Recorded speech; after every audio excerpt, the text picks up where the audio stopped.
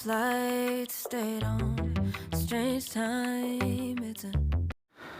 Assalamualaikum warahmatullahi wabarakatuh. Kembali lagi bersama Kreasi Ade Channels. Dan kali ini saya akan berbagi tips atau tutorial tentang bagaimana cara kita mempercepat kinerja laptop kita dengan mematikan beberapa service yang ada di Windows Services.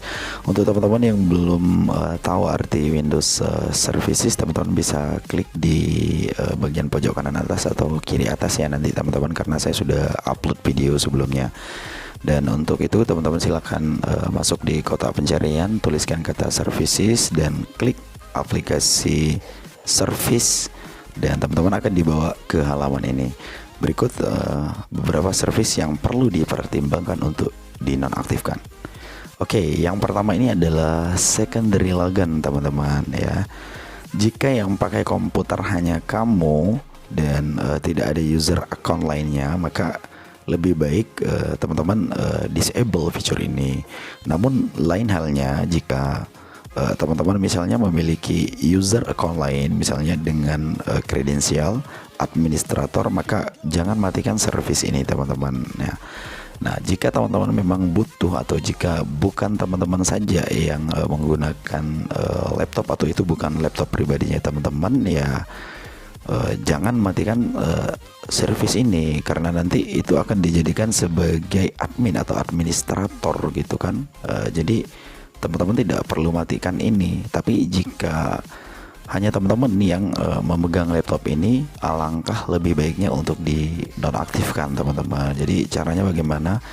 Klik 2 kali, kemudian di bagian startup teman-teman disable, klik all play dan oke teman-teman ya.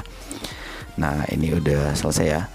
Kemudian yang kedua, ini ada smart card teman-teman ya, ada smart card ya.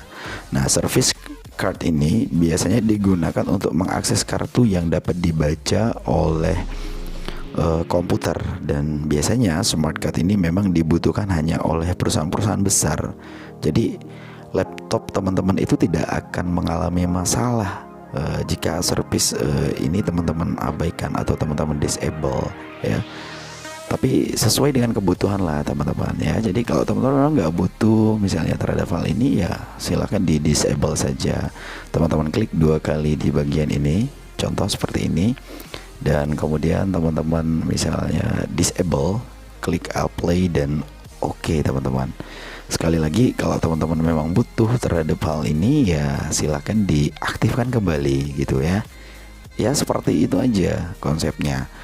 Oke, kemudian yang selanjutnya itu ada System Event Notification Service teman-teman. Nah, untuk yang ini ya, bagi kebanyakan orang memang service ini dianggap tidak penting teman-teman, kecuali bagi teman-teman yang selalu bekerja dengan jaringan dan maintenance teman-teman.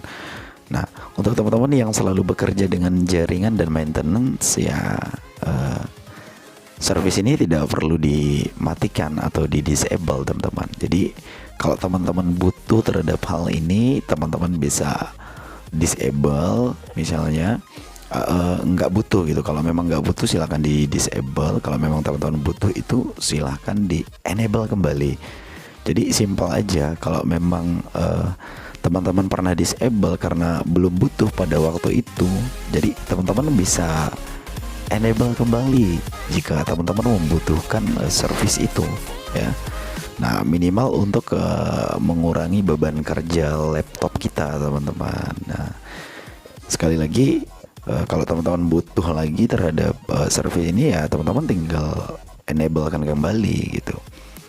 Oke, yang selanjutnya teman-teman, yang selanjutnya itu adalah Windows Windows Error Reporting Service teman-teman. Jadi service ini bertugas melaporkan program yang error dan membuat log saja teman-teman ya.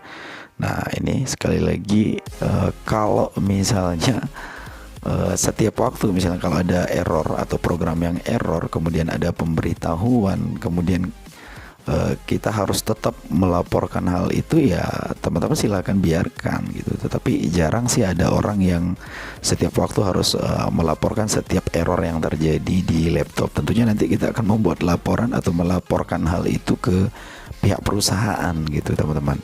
Jadi ini tidak terlalu penting, jadi lebih baik teman-teman disable gitu. Oke teman-teman, kemudian yang selanjutnya yaitu yang selanjutnya itu adalah Windows Image Acquisition teman-teman. Ya, ini teman-teman bisa lihat Windows Image Acquisition teman-teman. Ya, yang ini. Nah, jadi untuk yang ini, jika komputer tidak terhubung dengan scanner atau kamera, jadi lebih baik teman-teman di disable aja gitu. Kalau misalnya teman-teman atau laptopnya nggak terhubung dengan kamera, kemudian tidak terhubung dengan scanner, ya, kemudian tidak terhubung dengan perangkat lainnya, itu ya lebih baik ini di disable teman-teman ya. Tapi nanti jika teman-teman butuh, itu nggak apa-apa, teman-teman bisa enable kembali ya. Seperti itu aja caranya. Karena kalau kita menonaktifkan beberapa service ini, itu tentunya akan mengurangi sekali lagi beban kinerja laptop kita teman-teman ya. Oke. Kemudian yang selanjutnya itu ada Windows Search teman-teman ya. Nah, di sini saya coba jelaskan sedikit ya. Jadi Windows Search ini memproses file indexing untuk mempermudah pencarian file di komputer. Namun biasanya karena proses indexingnya lama, saya sarankan atau recommended untuk matikan saja service ini sebagai solusinya. Kamu dapat menggunakan software alternatif pencarian file Windows yang lebih cepat dan lebih baik gitu. Tapi jika teman-teman belum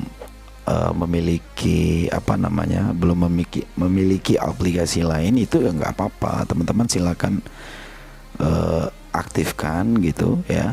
Tapi kalau teman-teman belum punya, jadi teman-teman silakan nonaktifkan saja gitu kan. Jadi ya gampang aja lah. Kalau memang teman-teman masih butuh, ya biarkan aja. Kalau memang teman-teman belum memiliki aplikasi lain misalnya, ya teman-teman biarkan seperti yang saya miliki ini teman-teman. Oke. Kemudian untuk yang selanjutnya atau yang terakhir, ini perlu juga untuk dipertimbangkan untuk di disable teman-teman. Ini adalah Windows Update. Nah, Windows Update ini biasanya memiliki ukuran yang cukup besar teman-teman, dan berjalan secara diam-diam. Ini bisa memakan bandwidth namanya teman-teman, dan menyita data internet kamu secara signifikan. Jika teman-teman menggunakan paket internet tertentu, ya tentunya teman-teman bisa mematikan service ini, dan sebagai alternatifnya tentunya teman-teman dapat melakukan Windows Update itu secara manual teman-teman. Jadi kalau memang teman-teman ingin melakukan update secara otomatis, ya silahkan di enable. Kalau teman-teman ingin melakukan update secara manual, itu silahkan di enable aja, tergantung dari kebutuhan ya teman-teman. Oke, itu saja video singkat dari Kreasi HD Channel. Semoga bermanfaat. Jangan lupa like, comment, dan subscribe-nya teman-teman. Sekian, assalamualaikum warahmatullahi wabarakatuh.